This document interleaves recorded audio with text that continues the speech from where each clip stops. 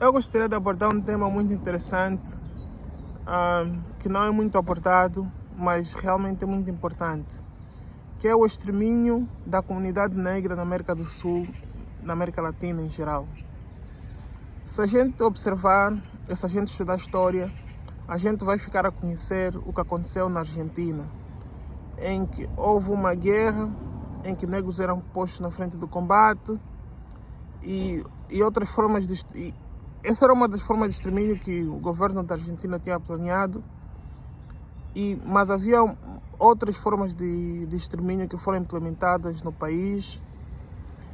E uma dessas formas de extermínio que foi implementada no país é o mesmo que tem acontecido em países como o Brasil, por exemplo, onde os negros não lhes é dado emprego.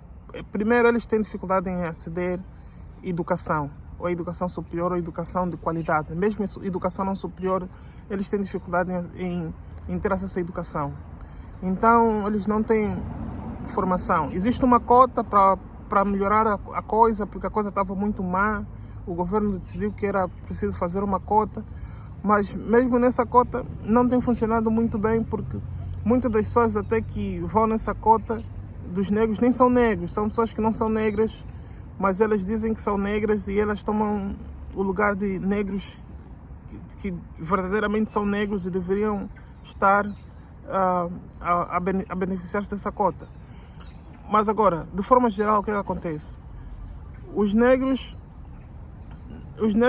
não têm dificuldade em obter emprego, então eles não conseguem emprego. Como não conseguem emprego, a solução é virar bandido para ter dinheiro. Aí eles tornam-se bandidos. Mas quando eles tornam-se bandidos, eles têm duas opções: ser exterminado, ou seja, ser assassinado porque se tornou bandido pela polícia ou por outros bandidos iguais, grupos rivais, ou ir para a prisão. E isso é um tipo de genocídio que é um genocídio silencioso, porque as pessoas não dizem, as pessoas só dizem, não, ele morreu porque ele foi bandido. Mas a pessoa não percebe que ele foi bandido porque não conseguiu emprego. Ele foi bandido porque não recebeu oportunidades de não ser, não recebeu a devida instrução, não recebeu, e mesmo que recebesse a devida instrução, não recebeu emprego, que é o mais importante. Está a perceber? Esse é o motivo que faz com que muitos negros envergam pela vida da bandidagem, e isso tem acontecido por toda a América Latina. Isso é um extermínio silencioso que ninguém fala, porque isso é by design, é desenhado. Ok, eu não vou lhe dar emprego. Como eu não vou lhe dar emprego, ele tem duas soluções para sobreviver: ou virar bandido ou virar mendigo. Certeza que ele vai escolher virar bandido para viver com um pouco de dignidade. Não estou a dizer que a vida do bandido tem dignidade, mas há pessoas que não suportam a ideia de ser mendigos. E aí, quando ele se torna bandido, aí ele fica com duas opções. A vida dele fica com duas opções: acabar preso ou acabar morto. E normalmente o que acontece é acabar morto, ou morto por grupos rivais de bandidos, ou morto pela polícia. E esse é o cenário que tem acontecido já há algum tempo e tem exterminado, porque não se justifica um país, por exemplo, como o Brasil, em que a maior parte da população já foi negra no passado. Hoje em dia a população negra é cerca de 8%, os negros mesmo negros, é cerca de 8%.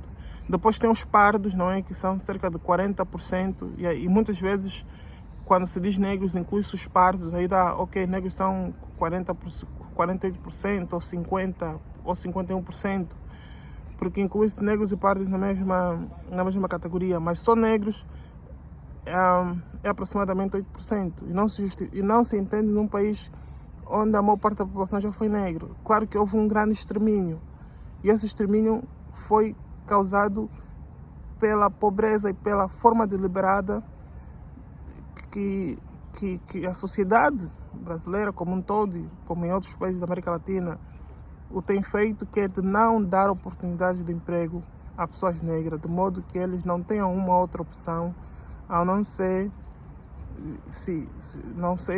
ir no mundo da bandidagem e depois acabam sendo exterminados pela polícia ou na prisão. Obrigado, mais um vídeo.